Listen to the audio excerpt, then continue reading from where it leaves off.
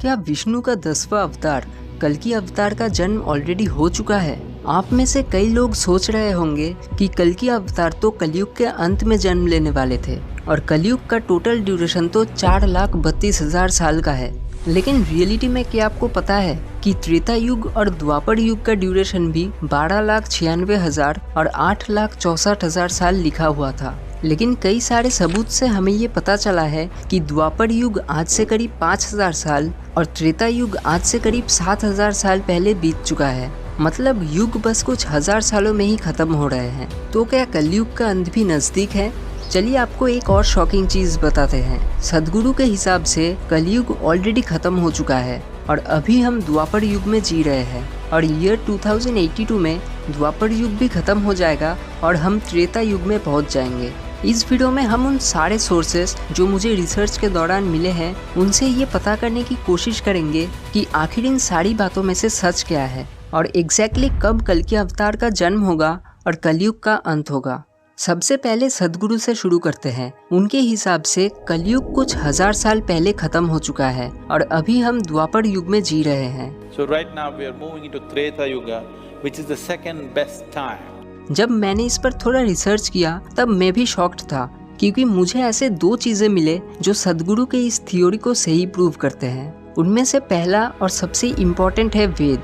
अगर वेदों में देखें तो युग का टोटल ड्यूरेशन करीब 12,000 साल बताया गया है, जिसमें से कलयुग बस 1,200 साल का है और इस हिसाब से कलयुग ऑलरेडी खत्म हो चुका है।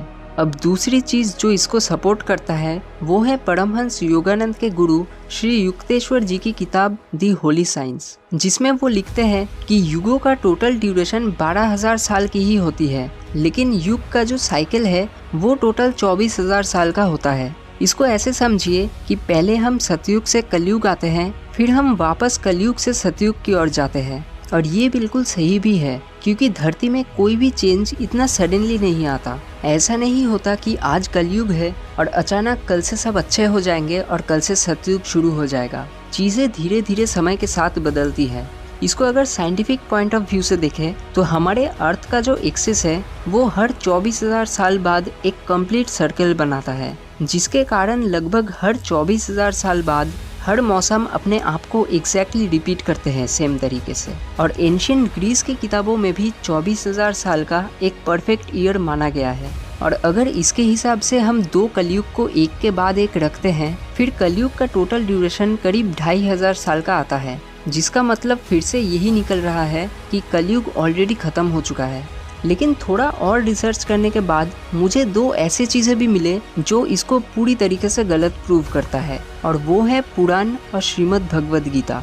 क्योंकि पुराणों में एक कॉन्सेप्ट है दिव्य वर्ष का, मतलब वेदों में जो युगों का ड्यूरेशन 12,000 साल बताया गया है वो दरअसल 12,000 दिव्य वर्ष है, जिसको ह्यूमन ईयर्स में कन्वर्ट करने के लिए हमें उससे 360 मल्टीप्लाई करना होगा। अब अगर हम कलयुग जो कि 1,200 साल का बताया गया है उससे अगर 360 को मल्टीप्लाई करते हैं तो ये टोटल 4,32,000 साल का आता है। और अगर हम ये मान ले कि दो कलयुग एक के बाद एक आती है, फिर कलयुग का ड्यूरेशन ही 8,64,000 साल हो जाएगा। दूसरी चीज़ जो इसको गलत प्रूव करता है वो है कल्कि पुराण और श्रीमद् भगवद गीता। क्योंकि कल्कि पुराण में हमें कल्कि अवतार के बारे में बहुत डिटेल्ड इन्फॉर्मेशन बताया गया है और भगवद गीता में भी कृष्ण कहते हैं कि हर युग के अंत में वो अवतार धारण करते हैं और पाप का अंत करके धर्म की स्थापना करते हैं। और क्योंकि कल्कि अवतार अभी भी नहीं आए हैं, इसका मतलब हम मान सकते हैं कि कलयुग का अंत अभी भी नहीं हुआ है। तो एग्जैक्टली कब खत्म होगा ये कलयुग? अगर हम द्वापर युग और त्रेता युग के टाइमलाइन का पता कर ले तो उससे हम ये पता कर सकते हैं कि कलयुग कब खत्म होगा, क्योंकि उससे हमें पता चल जाएगा कि रियलिटी में युगों का ड्यूरेशन वेदों को फॉलो कर रहे हैं या फिर पुराणों को। और ये करने के लिए हम रामायण और महाभारत में जो एस्ट्रोनॉमिकल डेटा दिया गया है उनका सहारा लेंगे। रामायण में हमें भगवान राम के जन्मदिन के प्लेनेटरी पोजीशंस दिए गए हैं। जब उस डेटा को प्लेनेटेरियम सॉफ्टवेयर में डाला गया तो वो डेट निकल कर आया 10 जनवरी 5114 BC। मतलब आज से करीब 7,000 साल पहले हम मान सकते हैं कि रामायण हुआ था। सिमिलरली महाभारत में भी हमें बताया गया है कि 18 दिन के महाभारत के युद्ध में 2 ग्रहण हुए थे। अब 2 ग्रहण इतने जल्दी तभी हो सकते हैं जब एक सूर्य ग्रहण हो और दूसरा चंद्र ग्रहण। और इस डेटा को जब चेक किया गया तब मिला कि ऐसा पिछले 5000 वर्ष में कई बार हुआ है, लेकिन उनमें से सिर्फ 6 बार ही ऐसे हैं जो महाभारत के समय से मैच करते हैं। और इससे हमें ये देखने को मिलता है कि रामायण और महाभारत में सिर्फ 2000 साल का ही फर्क आ रहा है। लेकिन क्योंकि इतने सालों में प्लैनेट्स कई बार सेम पोजीशंस रिपीट कर सकते हैं, इसलिए हम इसको फाइनल कंक्लूजन नहीं मान सकते। इसलिए हम अब आर्कियोलॉजिकल प्रूफ्स का सहारा लेंगे। आर्कियोलॉजिकल प्रूफ्स में हमारे पास फिलहाल 2 चीज़ें हैं। एक राम सेतु, जिसका कार्बन डेटिंग करके मिनिमम 7 से 8000 साल पुराना बताया जा रहा है, और दूसरा बे ऑफ खम्बत में द्वारका नगरी का मिलना, जिसके अर्ली कार्बन डेटिंग में तरह तरह के स्क्रिप्चर्स, दीवार और हड्डियों से ये पाया गया है कि वो नगरी कम से कम 9000 से 10000 साल पुराना है। यहाँ द्वारका नगरी राम सेतु से पुराना निकल रहा है, ये इसलिए हो सकता है क्योंकि शायद द्वारका नगरी उस टाइम फ्रेम तक एग्जिस्ट करता था। मतलब इससे हमें साफ पता चलता है कि रामायण और महाभारत के बीच बहुत ज़्यादा सालों का अंतर नहीं है। और इन सब से हमें साफ पता चल रहा है कि युग लाखों साल वाले टाइम फ्रेम को भी फॉलो नहीं कर रहे हैं। तो कलयुग कब खत्म होगा वो पता करने के लिए जो लास्ट सोर्स हमारे पास बचा है वो है भविष्यवालिका। दरअसल आज से लगभग 600 साल पहले ओडिशा में 5 संतों के एक ग्रुप ने मिलकर भविष्यवालिका नाम की एक किताब लिखा था, जिनमें से एक अच्युतानंद दास को दिव्य दृष्टि प्राप्त था, जिसके सहारे उन्होंने कलयुग में घटित होने वाले कई सारे भविष्यवाणियां उस किताब में लिखी थे। उन भविष्यवाणियों में कुछ तो गलत प्रूव हुए, लेकिन इसके साथ कई सारे सही प्रेडिक्शंस भी है जो आप अपने स्क्रीन पर देख सकते हैं। और इस किताब में ये भी लिखा गया है कि कलयुग का धाम मतलब जगन्नाथपुरी का मंदिर कलयुग के अंत में पानी में डूब जाएगा, और कलयुग का जो फाइनल बैटल होगा वो कटक के एक फोर्ट में लड़ा जाएगा। और उस किताब में उन्होंने इसका प्रॉपर डेट भी मेंशन किया है कि ये सब कुछ साल 2020 से लेके 2025 के बीच होगा। मतलब कलयुग 2025 तक खत्म होने वाला है। और क्योंकि जगन्नाथपुरी कलयुग का धाम है, इसलिए इस किताब को पूरी तरीके से इग्नोर नहीं किया जा सकता।